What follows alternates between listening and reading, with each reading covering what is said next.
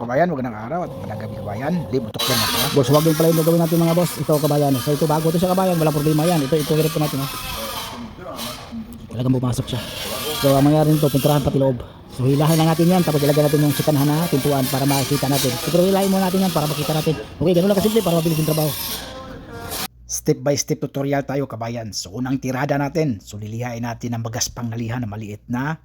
Parang kuha na niya siya kabayan, grinder na maliit. So 40 lang kuha niyan, yung sandpaper. Pero magaspang talaga yan siya. So tatanggalin natin yung pintura para dyan tayo kukuha ng spot welding tayo. So gagamit tayo ng plate tapos i-welding natin dyan. So gagamit tayo ng MIG welding yung gamitin natin kabayan, hindi tayo acetylene. So unang ginawa ko kabayan, mayroon tayong spot, hilahin muna natin dun sa may gilid kasi pababa yan siya kabayan yung sa pintuan, bago yung pintuan na yan, yung huling pintuan. So hinila-hila muna natin yung maliliit, inuna natin bago tayo maghila ng plate na gagamitin natin. So idikit lang natin sa may hila, dikit sa may hila, sa may bumper banda. Pero yung bumper kabayan, hindi nakasama yung repair dyan. Yang kuhan lang, yung panel na yan, repair yung panel. Tapos yung pintuan bago nasikanhan. Tapos may i-repair din tayo doon. Tapos blending yung harapan na pintuan. So yun lang ang gagawin natin dyan. Yan o. So spot welding.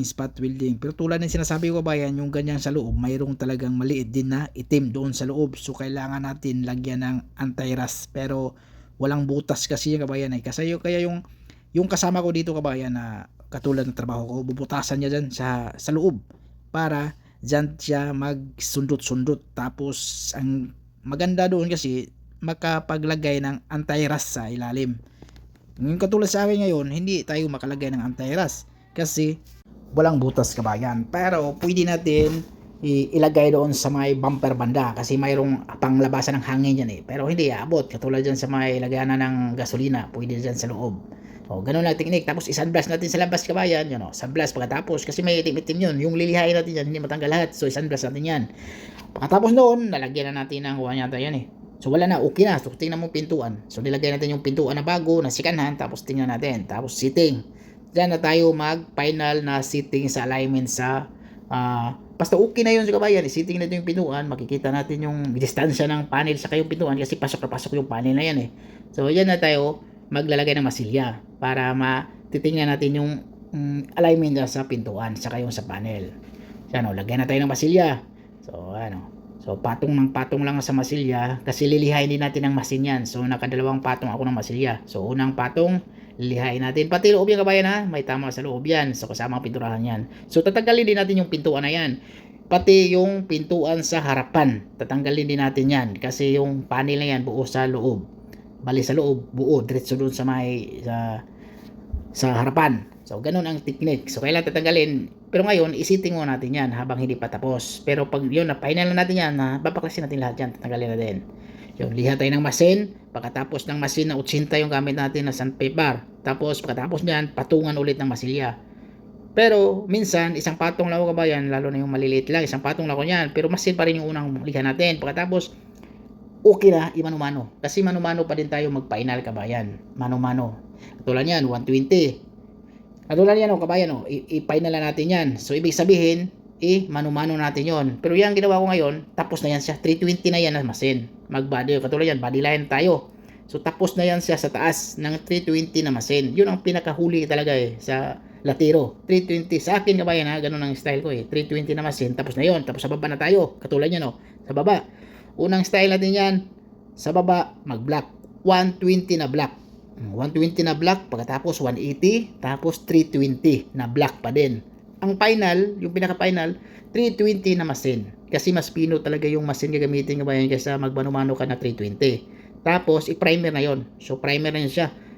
Doon na sa preparasyon, ibigay natin sa pintor, preparasyon. Sila nang bahala. Kasi, minsan, lihain ba nila ng 500? Yung giliran lang, gilid-gilid. Hindi na yung mismong lagyan ng primer. Sa may dulu-duluhan lang para doon sila mag-tip. Katulad final 320 na masin. Ganun lang kasimple. Tapos pagkatapos niyan, ready na, lagyan natin ng ipahid natin na may mga butas-butas sa hindi maiwasan yung kabayan may mga butas-butas sa body filler na maliliit. So mayroon tayong ipahid noon. Hindi na tayo gumamit ng anong tawag niyan, pati may tawag na sa iba. Pero dito, ipahid lang yan. Tapos after 10 minutes, pwede na i-primer.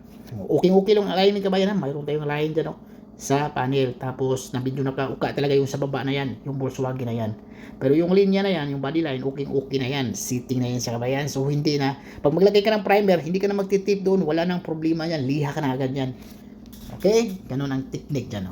Pati yung pintuan. Yan ang pintuan na yan, yung kanto-kanto na yan kabayan, pag may bangga, medyo mahirap talaga yan sa final mo pagliha yan, layo na pag itim. Yan, itim pa naman kulay na yan. Kailangan dandahanin mo yung kantuhan na yan, medyo parawon yan sa baba parawon tapos kanto.